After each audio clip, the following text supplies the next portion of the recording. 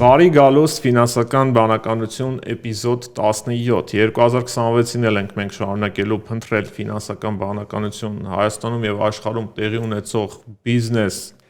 իրադարձությունների մեջ եւ այսօրվա համար մենք ունենք 4 թեմա, որն է քո համար ամենահետաքրքիրը։ Ինձ համար ամենահետաքրքիրը արդյոք Հայաստանում բիզնես անելը հեշտ է թե չէ այդ հարցն է։ Իսկ ին համար Մեսսի թե Ռոնալդո հարցը։ Շատ լավ։ Դիտեք մինչև վերջ եւ եթե հավանում եք մեր ոդքասթը, բաժանորդագրվեք How to be YouTube-յան ալիքին, գնացինք։ Առաջի թեման մեր հետևյալն է։ Արդյոք հեշտ է Հայաստանում բիզնես անել թե չէ։ Այս հարցի պատասխանում է Համաշխարհային բանկի հետազոտությունը, որը կոչվում է արդեն Business Ready։ Doing business-ը, չէ՞։ Նախկինում doing business-ներ, որը մինչև 21 թվականը հաշվեցին, հետո չհաշվեցին, որովհետև ասացին, որ ինչ-որ տենց հարմարացրել են ռեյտինգը, որոշակի պետություններին ավելի շահավետ դիրքում անելու, ինքը որպես անկախ ռեյտինգ կորցրեց իր ստատուսը, հիմա նոր ռեյտինգը ի հայտ եկել։ Համաձայն այդ ռեյտինգի Հայաստանը զբաղեցնում է 37-րդ տեղը 101 երկրների մեջ։ Ինչը պրինցիպի վատ չի, բայց ձգտելու տեղ ունենք հատկապես, որ մեր բարեկամ հարևանները Վրաստանը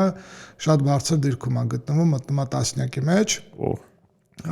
Ու փորձենք համեմատել, հասկանալ, թե ընդհանրապես այս ռեյտինգը ինչ է ու դրսի աչքերով Հայաստանը ինչու՞մ է լավ, որտեղ ենք թերանում, պետքա լավացնենք։ Ինքը կոմպոնենտներով է, չէ՞։ Ինքը կոմպոնենտներով է, ընդ որում ամեն կոմպոնենտն է իր հերթին 3 տարբեր տեսակետից է հաշվարկվում։ Մի հատ Excel եմ պատրաստել, որ մեզ հեշտ տեղնի նայել։ Ուրեմն նայեք, կա 10 հիմնական կոմպոնենտներ, ինքը հետևյալն է. ինչքանով է հեշտ բիզնեսը գրանցել, ինչքանով հեշտ բիզնեսին բիզնես տարածք, այսինքն օֆիս կամ արտադրամաս վարձել, կոմունալ ծառայություններին միանալը, աշխատանքային միջավայրը, աշխատաշուկան, ֆինանսական ծառայությունների հասանելիությունը, միջազգային առևտուր անել, հարկային համակարգ, վեճերի կարգավորում, երբ որ երկու բիզնեսներ կամ բիզնես պետություն վեճ ալինում, մրցակցության մակարդակը եւ բիզնեսների կայացվածության մակարդակը։ Հիմա այս 10 կոմպոնենտը գնահատվել են 3 առանցքով, հա, տենց ասենք երևի 3 տեսանկյունից։ Օրենսդրություն, պետական ծառայություններ եւ արդյունավետություն, հա, էֆեկտիվության գնահատական։ Հիմա օրինակ բիզնես գրանցելով մենք Վրաստանի համեմատ ավելի լավ ցուցանիշներ ունենք, օրինակ օրենսդրությունը 100-ից 100 է մեր մոտ, ու իրականում ես համաձայն եմ, որովհետև մեր մոտ օրենսդրության տեսակետից շատ պարզ է, հստակ է ու լավ է կարգավորված, ընթացակարգը հեշտ է։ Պետական ծառայությունը 100-ից 90 է եւ արդյունավետությունը 97% է գնահատված։ Վրաստանում համապատասխանաբար 80-87, բայց արդյունավետությունը ինչ հետարքիր է 99.8 է։ Այսինքն այդ մի կոմպոնենտով մեզանից լավն են։ Բայց դրա փոխարեն ուրեմն օրինակ տարածք վարձակալելը մեր մոտ 100-ից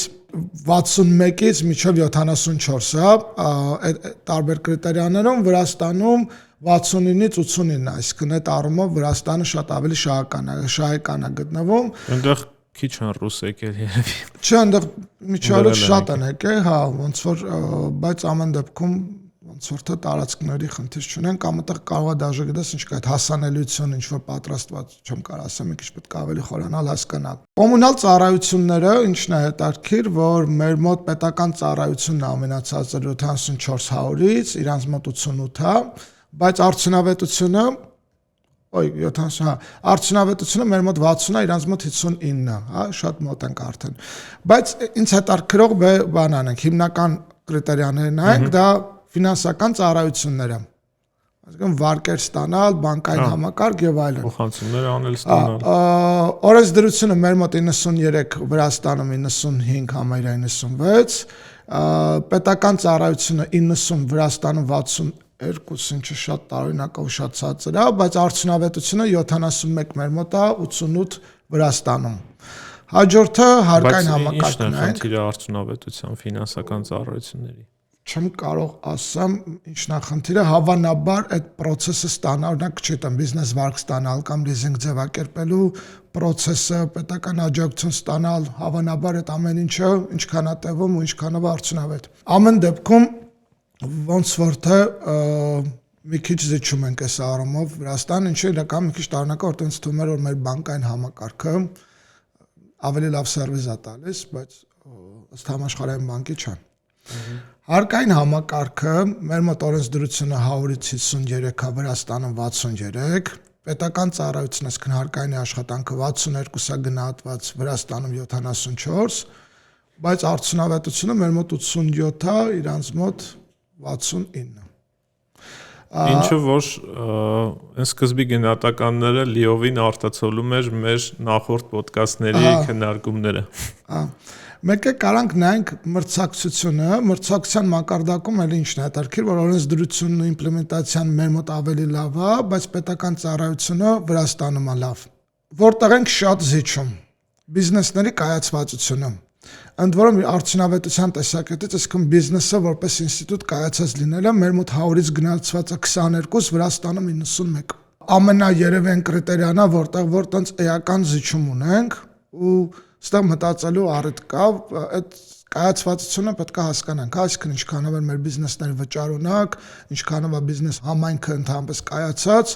ու ինձ համար շատ տարօրինակ է, որ այսքան ցածր է գնահատված մեր մոտ 2200-ից, ընդ որում երբ որ Վրաստանում դա 91 է։ Բայց սպասելի էր, որ ցածր կլինի, որովհետև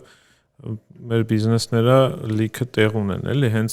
իրենց պրոցեսների, իրենց շուկայում դիրքավորման ու շատ տարբեր հարցերում դեռ այսպես շատ տեղեր կա, որ նոր ենք սկսում առնչվել, հասկանալ, ոնց է պետք անել։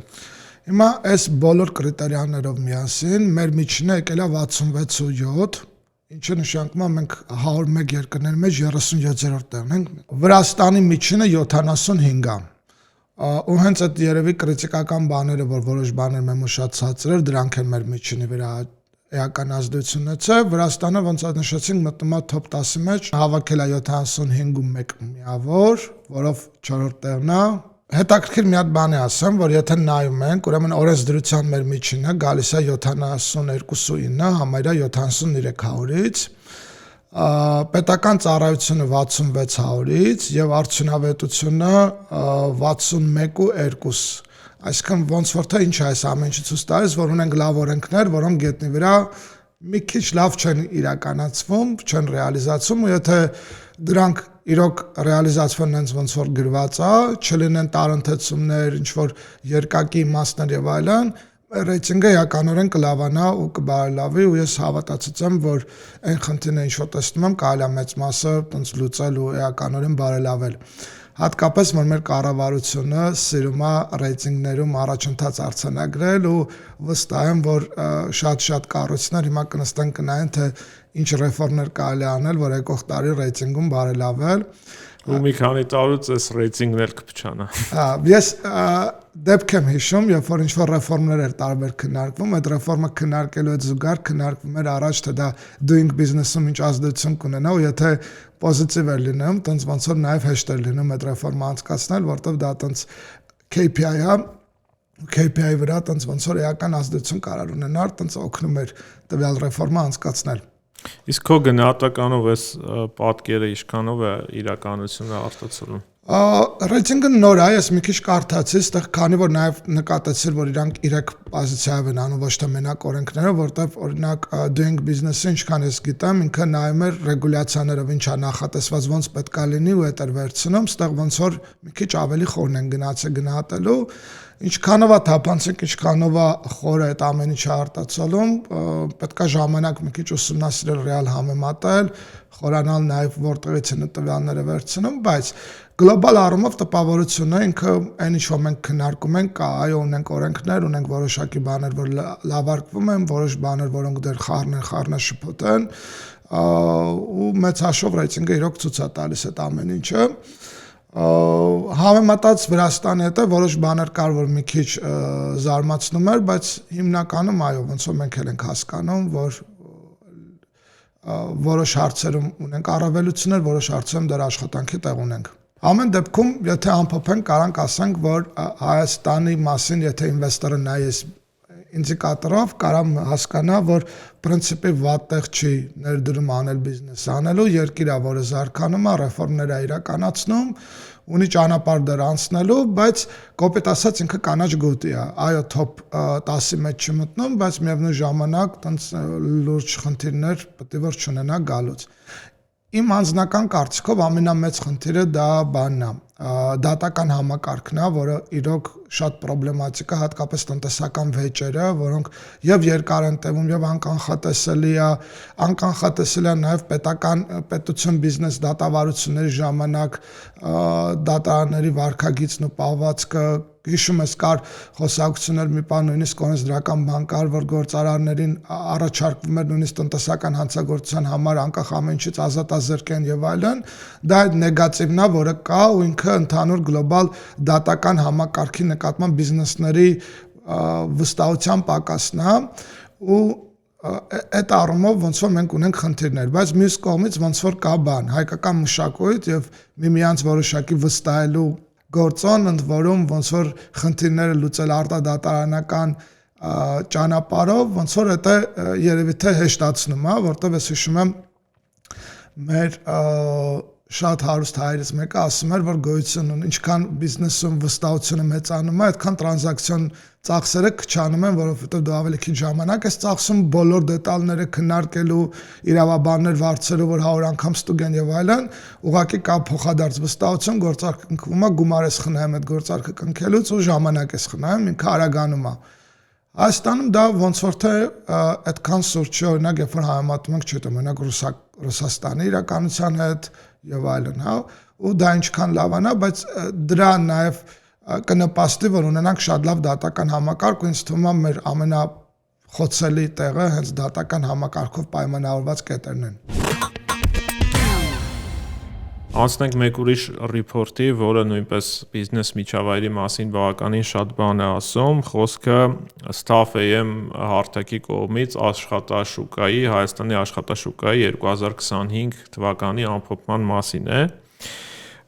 Մի քանի կետ եմ առանձնացրել հետաքրքիր։ Նախ, օրինակ, որն է ամենապահանջված մասնագիտությունը Հայաստանում։ Եթե ոչ թե առանձին մասնագիտություն վերցնենք, այլ մասնագիտական ուղղություններ։ Այդ պետք է լինի կամ վաճառքը, կամ բանկային համակարգը, կամ IT-ն։ Ոնց որ այդ երեքից մեկը։ Առաջին տեղում հենց վաճառք եւ սպասարկման կազմակերպում այդ ուղղությունն է, որը նախորդ տարի Staff.am-ում եղած բոլոր հայտարարությունների 16.5%-ը հենց այդ ուղղությամբ են եղել ու իրականում էլ որ տեսնում ենք հիմա հայկական բիզնեսը հասել է մի փուլ, երբ որ ամեն կերպ փորձում են այսպես վաճառք անել, հնարավորինս ինտենսիվ դրա վրա աշխատել, իդեպ այսպես մի փոքր ChatGPT արեցի նաև, օրինակ եթե նման պատկեր է,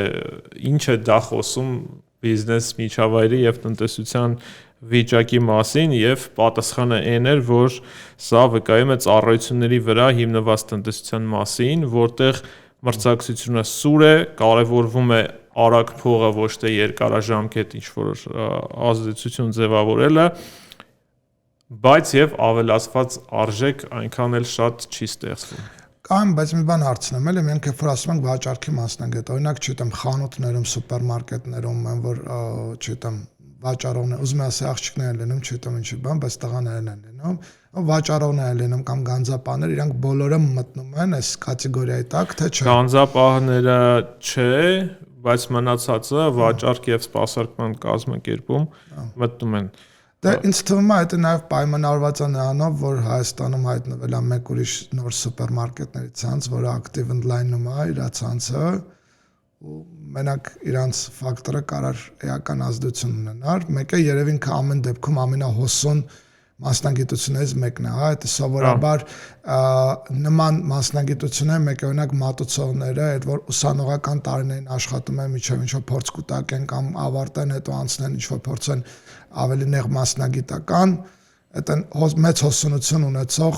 մասնագիտությունից մեկն է, տրամաբանականն է, որ պետքա շատ լինի, ընդ որում մեր մոտ խանութները երևի եթե նայենք, մենք կարծեմ նայում ենք, չէ, ոնց որ մանրածախ առևտուրը ոնց որ մեր տնտեսության էական մասն են որ հարկերը։ Հա, բայց այստեղ հաշվի, որ Staff.am-ում մանրածախ խանութները այնքան էլ մանրածախ չէ, բայց օրինակ ինձ թվում է սուպերմարկետները, այդ նաև կարելի լինի շինարարական ինչ-որ մեծ ցանցերի բաներ, տենց իրանք պետք է որ դնեն այլ հայտարարություններ։ Ու համարյա երկու անգամ տարբերություն կա երկրորդ տեղ գերաված ուղղության հետ, որը իդեպ երյակը դու շատ ճիշտ ասեցիր, երկրորդ տեղում բանկային, վարկային գործն է, ընդ որում սա այն մասնագիտություններից է, որ նաև մարզային շատ լուրջ բաշխում ունի, մնացած մասնագիտությունների դեպքում հիմնական կենտրոնացումը Երևանում է 8% հայտարարությունները հենց այս ուղղությամբ են եղել, երրորդը այո ծրագրավորումն է, որը որ դեռ պահպանում է կենտրոնացված է Երևանում ու նախորդ տարվա համեմատ մի փոքր ավելի այսպես կայունացում կա այդ ուղղությամբ, որովհետև առաջ այս ամենապահանջվածներից էր, հետո եղավ անկում ու հիմա ավելի կայունացման է գնում, այսպես եթե թվեմ էլ ինչ կա, ասենք 4-րդը ադմինիստրատիվ օֆիսային աշխատանք, 5-րդը հաշվապահություն, հաշվետարություն դրամարկղ, 6-րդը մարքեթինգ գովաստ։ Մի խոսքով բոլոր այն մասնագիտությունները ինչ որ անցած տարի մենք էլ ենք փնտրել ու կամ գտել կամ չգտել։ Ըստ ոլորտների վերլուծությունը, որ ոլորտների ընկերություններն են ամենաակտիվը եղել նոր աշխատատեղերի հայտարարություններ տալու հարցում ու այստեղ ֆինանսներ, բանկային, ապահովագրական ուղղությունը առաջինն է, բայց համարյա հավասար գնում է տեղեկատվական տեխնոլոգիաների հետ ու այստեղ է որ երևում է որ տեղեկատվական տեխնոլոգիաները մի փոքր ամեն դեպքում հետ են եկել դրանից հետո արդեն գալիս է ծառայությունների ոլորտը 4-րդը ներկրում արտահանում առևտուր 5-րդը նոր արդյունաբերություն կամ արտադրություն ու հետո գալիս է туриզմ, հյուրընկալություն, հեռահաղորդակցություն Անակ 5-րդ տեղը քանի տոկոս է բանանում տենց մոտավորապես որ հասկանանք 3-4-ը քանի տոկոսն են վերցնում 5-րդ տեղը մոտ 9% իսկ 6-ը այսքան top 5-ից հետո կտրուկ անկումը հա որոնք են ամենաակտիվ գործատուները Ստեղ էլ կան ընկերություններ, որ այսպես սովորության համաձայն առանձնանում են, ամենաակտիվը soft construct-ն է, որը նախորդ տարվա համեմատ նույնիսկ ավելացրել է իր հաստիկների քանակը, այնուհետև հաջորդում է Fast Bank-ը, որը որ այստեղ հասկանալի է, որովհետև նոր է դարձել բանկ ու մեծ թափով հավաքագրում էր իրականացնում Եվ Fast Bank-ը այսպես մտել է Soft Construct-ի եւ Digitain-ի արանքը։ Digitain-ում իդեպ 2024-ի համեմատ նվազում կա։ Այնուհետև գալիս են բանկերը՝ Archim Bank, Ameria Bank, Agba Bank, ID Bank։ Այդտենց մոտավորապես իրենք շահութաբերության համապատասխան էլի։ Եթե Fast-ին որ համարենք, որ ինքը բանա նորա վերակազմակերպվել Եվ նաև հետաքրքիր վերլուծություն կար աշխատավարձի հետ կապված, ճիշտ է, այստեղ արդեն պետական վիճակագրական ծառայության տվյալների վրա էր վերլուծությունը, բայց օրինակ աշխատավարձի դինամիկան վերջին տարիներին 2025 թվականի առաջին 3 եռամսյակների հաշվարկով միջին աշխատավարձը Հայաստանում եղել է 294,000 դրամ ու ինչն է հետաքրքիր, որ 2018-ի համեմատ համարյա 40% աճ կա, 2018-ին եղել է 172,000 դրամ, բայց եթե այս տարիների ընթացքում անընդհատ բավականին մեծ տարբերություն կար տարեց տարի, այս տարի աշխատավարձի աճը 2025-ի նախորդ տարվա համեմատ եղել է ընդամենը 2.8%, ինչը ինֆլյացիայից էլ ցածր է, ինֆլյացիան 3.3% էր։ Ես մի քիչ տենց դատողություն ունեմ, ինչի է դա տենց տեղի ունեցել, ոնց որ ոչ ոքի համար գաղտնիք չի, որ շատ բիզնեսներում ոնց որ աշխատավարձերը թեր հայտարարագրվում են ու դրանք շատ մեծ բիզնեսներ են, հա։ Ու որոշները աստիճանաբար, որոշները միանգամից նաև ոնց որ կարգավորել են իրանց այդ ֆոնդը ու տենց որոշակի կտրուկ աճերը հիմնականում պայմանավորված ա եղել կամ հարկային վարչարարության կամ բիզնեսը գիտակցել է, որ խաղի կանոնը փոխվել է ինքնուրույն է տարել, ու այդտենց ոնց որ թռիչքային աճերը դրանով են տեղի ունեցել։ Մեկ գործոն է կարա լինի, որ 2022 թվականի մարտից, երբ որ ռուս-ուկրաինական պատերազմի ֆոնին ներհոսք տեղի ունեցավ ու լիքը ոլորտներում հավելյալ աշխատատեղեր ստեղծվեցին, մրցակցությունը բան եղավ, կարող է նաև դա ազդեցություն ունենա, բայց իմ կարծիքով ոնց որ այս թվերի աճի մեջ շատ էական ազդեցություն ունի մեծ բիզնեսների տենց աշխատավարձային ֆոնդը օրինականացնելը, ու իրանք էական ազդեցություն ունեցան միջինի վրա։ Ռուս-ուկրաինական այդ հակամարտությունը հաստատ ունի ազդեցություն, որովհետև այսպես տարեկան ամենամեծ աճերը եղել են 2022-ին 15% եւ 23-ին 14.7%։ Ու հետևաբար ոնց որ այդ աճի դինամիկան ինձ թվում է ինքը տենց մեծ պոտենցիալ չունի էլ տենց միջին էական աճելու, հետևաբար ոնց որ ինձ թվում է նորմալ է։ Մի հատ կարևոր բան է կա, որ եթե չեմ սխալվում, պետական ապարատում տենց առանձնակի ինդեքսավորում չլինում աշխատավարձերի, ոնց որ ինքը գրեթե նույնն է մնում, հետևաբար ու իրանք բան են էլի մոտավորապես, չգիտեմ, 30-40% աշխատաշուկայի այդ պետական համակարգում են, հետևաբար բանը, չէ, բայց կարող է շատ ասցի 30-40, նո ամեն դեպքում մի 20-ից ավել, հետևաբար ոնց որ էդ էլ է դանդաղեցնում էլի միջինը, դա պետք է կարողանանք լավ տարանջատենք մասնավոր հատվածն ու բանը պետական համակարգում։ Ու նաև համեմատել եմ մյուս մի քանի երկրների հետ, ինչքան է Հայաստանում աշխատավարձի մակարդակը համեմատած այլ երկրների հետ ու դոլարով արտահայտած, ու ես արդեն 2024 թվականի տվյալ է ամեն դեպքում, Հայաստանում $731, ուրեմն զիջում ենք Մոլդովային, Վրաստանին, օրինակ Ղազախստանին, Լիտվային, բայց էական չէ, զիջում են ինչ դոլարների։ Օրինակ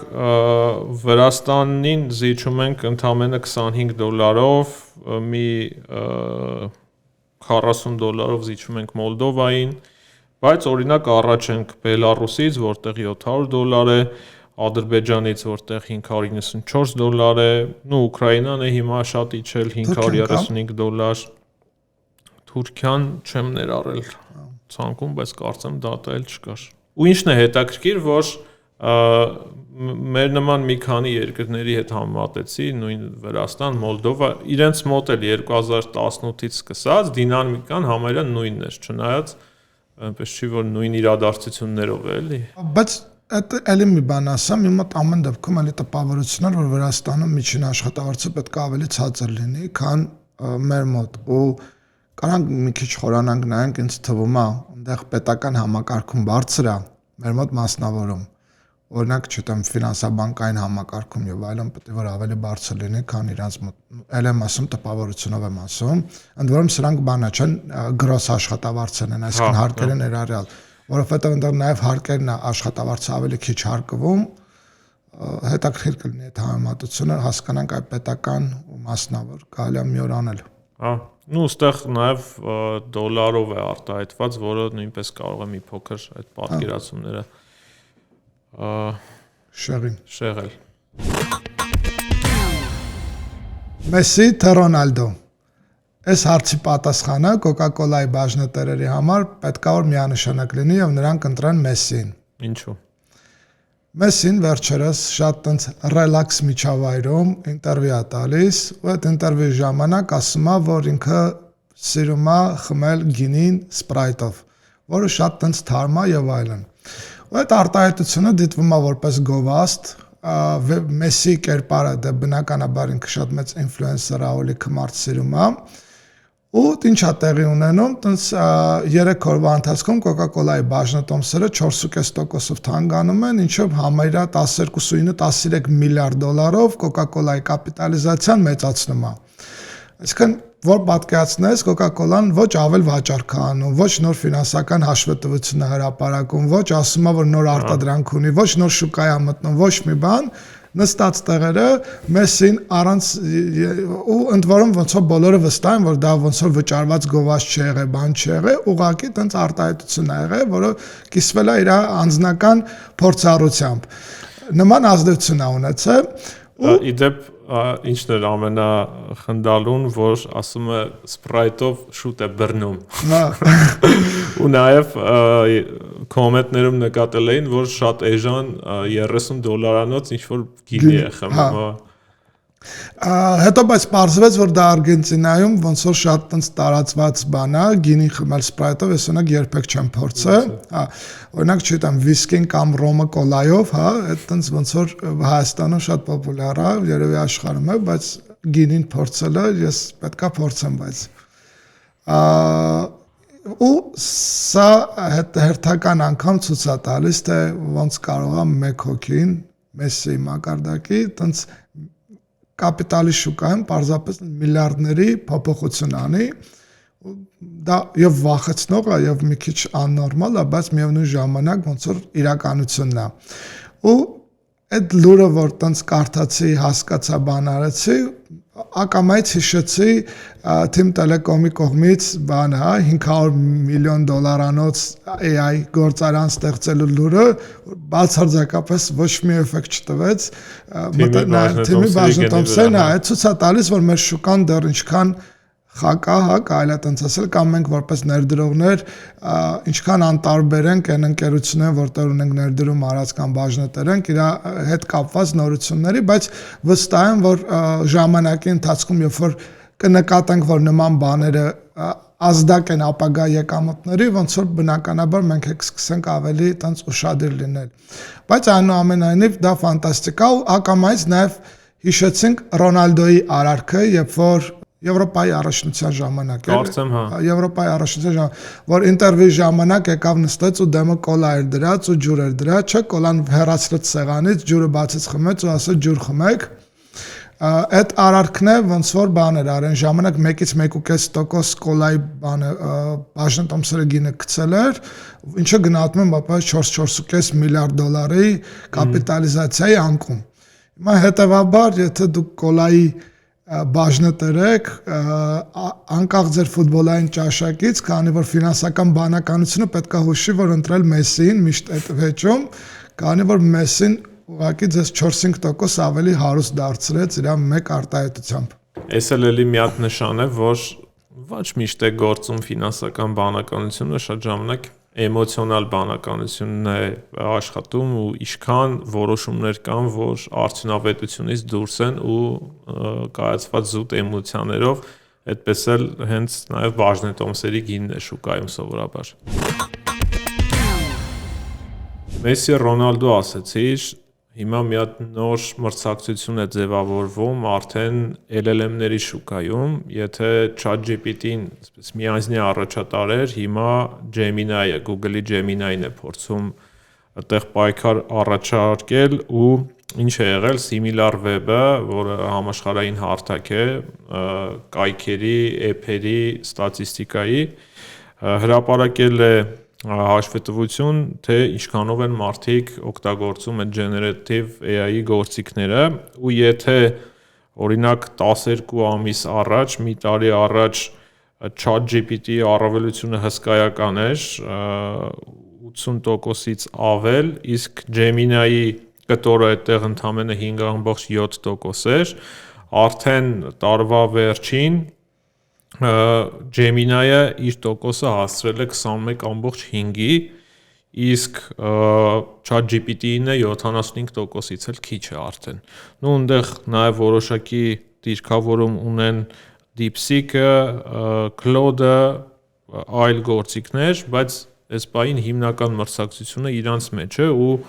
գնալով այսպես շատ են խոսակցությունները, որ Gemini-ը հիմնվելով նաև Google-ի լայն հնարավորությունների վրա,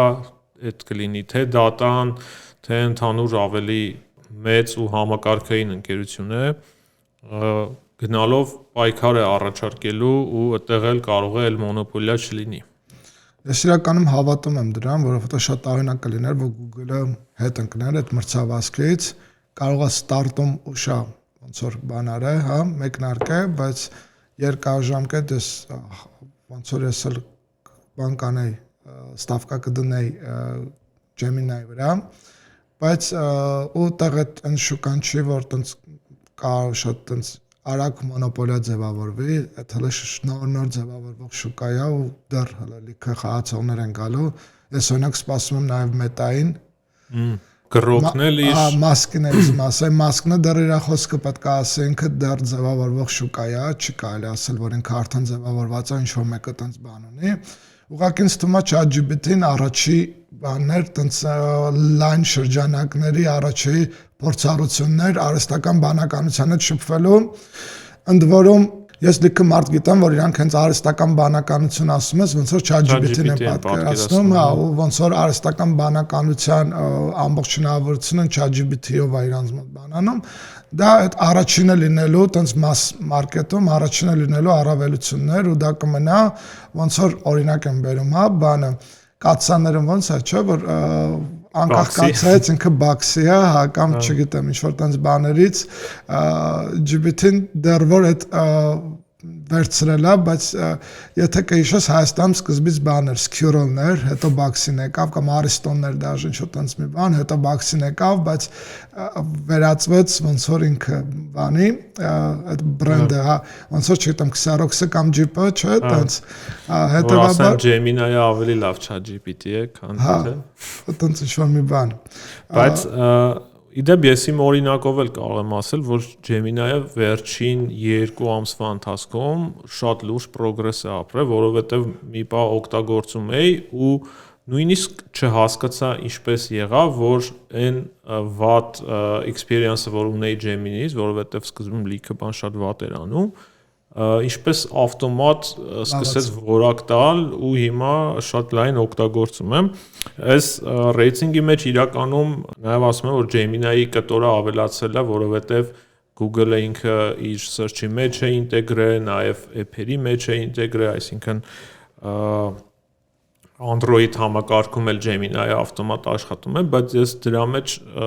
խնդիր չեմ տեսնում, որովհետև հենց այդ էլ Google-ի ուժն է, որ ավելի համակարգային որպես ընկերություն ինքը ավելի շատ հնարավորություններ ունի, նույն կերպ օրինակ Microsoft-ը ունենալով շատ բիզնեսների հետ enterprise որպես brand լիքը հնարավորություններ, շատ պրոդուկտների հարցում հաղթում էր ոչ թե առաջինը լինելով, ոչ թե հենց կոնկրետ որակով, այլ հենց տարածման ցանց ունենալու հաշվին, ինչը որ հա սրելու է ChatGPT-ի համար այդ մրցակցությունը։ Իսկ հետարքիր Apple-ը մտնելու է այդ մրցավազքի մեջ, թե չէ։ Apple-ը, եթե ճիշտ եմ հիշում, այս մի քանի օր առաջ էր հայտարարեցին, որ Gemini է ինտեգրելու։ Բայց հետարքիր է էլի որ չեն մտնում դրա մեջ։ Հա։ Ոնց որ մտնեն են որ կներ բանլարը full house էլի, բոլորը տեղում կլինեին։ Ես ավելի շատ ամեն դեպքում GPT եմ օգտագործում, բայց արդեն ավելի հաճախ արդյունքը ստուգում եմ նաև Gemini-ով ու մեկ-մեկ շատ աներվայնացնում GPT-ն արդեն։ Օրինակ առաջի էպիզոդը աղյուսակը որ ուզում էի սարքեի, ալարում էի 0-ով անեի, տենց ասեցի սարքեի 4 անգամ աղյուսակ տվեց, ոչ մեկը տենց թվերը ճիշտ չէին, ընդ որում հետո ուզում նաև հասկանամ էլի թե մոդելը ինչն է սխալ անում, որտեղից է ինչ սխալ վերցնում, տենց է գլուխ չհանեցի ու ասում եմ դա 4 հատ աղյուսակ է տվել, ոչ մեկը իրար չի բռնում, բա պատճառը որն է, ասում եմ ճիշտ ես նկատել, ասում եմ հեսա հասկանամ։ Իդեպ շատ լավ թեմա հասունացավ, մի օր կարող ենք ստուգել LLM-ների ֆինանսական բանականությունը, հենց տենց ֆինանսական հաշվարկների ինչ-որ գրաֆիկներ կազմելու task-եր տանք, տեսնենք արդյունքները ու ներկայացնենք մեր հետևորդներին։ Շատ թույն գաղափար է, առաջարկում հենց հաջորդ էպիզոդը, ինչ-որ ֆինանսական ստանդարտ խնդիրներ վերցնենք, տանք, նու տենց top 4-ին, հա, բաներին, համակարգերին նայենք ոնց կարծականք են։ Այս էլ ձեզ եւս մեկ պատճառ հետևելու մեր YouTube-յան ալիքին։ Եթե խնդիրներ ունեք հետաքրքիր որ կուզենաք նայենք, բանանենք, կարակ առաջարկեք նաև։ Այսօր այսքաններ, մենք կհանդիպենք շատ շուտով։